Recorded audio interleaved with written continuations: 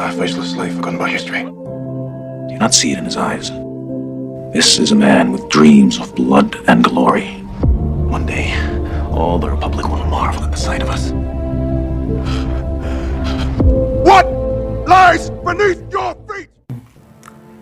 The third servile war में Spartacus के बाद अगर किसी दूसरे ग्लेडिएटर का नाम सबसे ज़्यादा चर्चित में रहा था तो वह क्रिक्सस था। द थर्ड सर्वले वॉर में स्पार्टाकस के बाद उसकी भूमिका सबसे अहम रही। वह रोमन गणराज्य और विद्रोही दासों के बीच तीसरे दास युद्ध में एक गैलिक ग्लेडिएटर और एक सैन्य नेता था।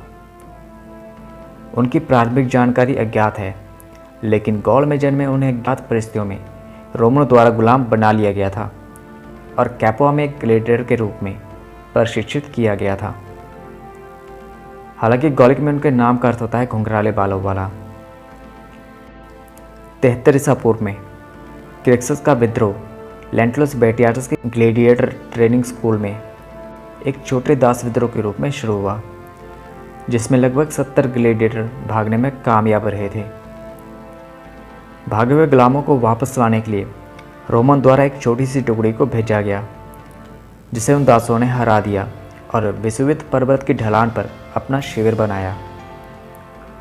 अब तक भागे हुए ग्लेडिएटर के विद्रोह का समाचार हर तरफ फैल चुका था तथा अन्य विद्रोही दासों ने उनके रैंक में शामिल होने लगे। अभी तक उनकी संख्या में काफ़ी बढ़ोतरी हो चुकी थी। अन्य गुलामों ने स्पार्टक्स के साथ क्रिक्सस तथा ओनेमस को उनके नेताओं के रूप में चुना। हालांकि बाद में उनके इस विद्रोह में एक अन्य गॉल कास्टस तथा एक सेल्टिक पूर्व ग्लेडिएटर गैनिकस ने भी स्पार्टाकस के तहत जनरलों के रूप में कार्य किया। आंदोलन, जिसे तीसरे दास युद्ध के रूप में जाना जाता है, के दौरान भागे हुए दासों ने कई सैन्य सफलताएं प्राप्त की। वेसुवित पर्वत पर रोमनों द्वारा घेराबंदी के बाद चट्टानों को नीचे गिराकर और पीछे से रोमन शिविर पर हमला करके विद्रोही दासों को पकड़ने के लिए भेजे गए रोमन सीनेट की सेना को पराजित किया।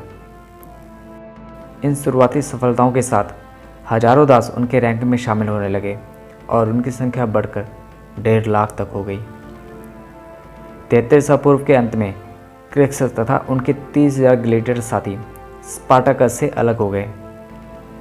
हालांकि इतिहासकारों द्वारा उनके विभाजन के कई संभावित कारण बताए गए हैं।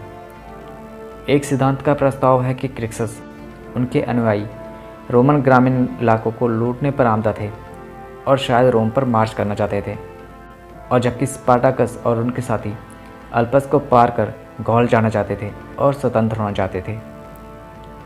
जबकि एक दूसरा सिद्धांत यह है कि विभाजन का रणनीतिक मूल्य था और स्पार्टाकस और क्रिक्सस द्वारा अपने रणनीतिक लक्ष्यों को आगे बढ़ाने के तरीके के रूप में योजना बनाई गई थी।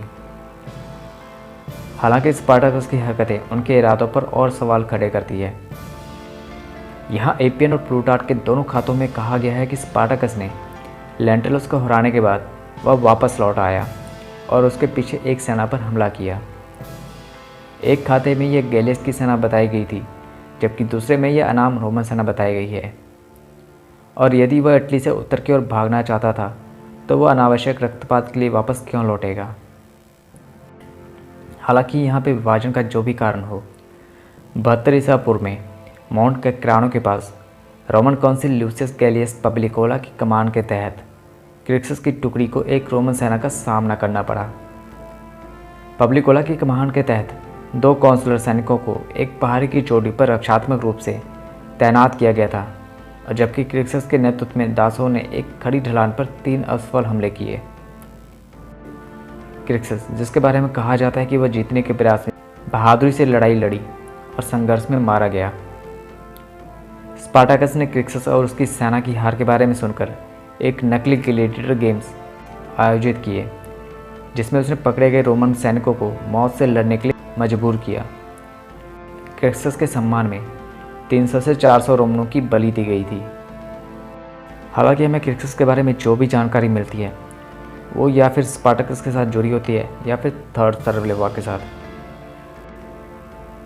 आशा करता हूँ कि यह एपिसोड आपको पसंद आया होगा। इसी तरह के हिस्टोरिकल रैंडम फैक्ट जानने के लिए आप हमारे चैनल को सब्सक्राइब कर सकते हैं। मिलते हैं नेक्स्ट वीडियो में, तब तक के लिए धन्यवाद।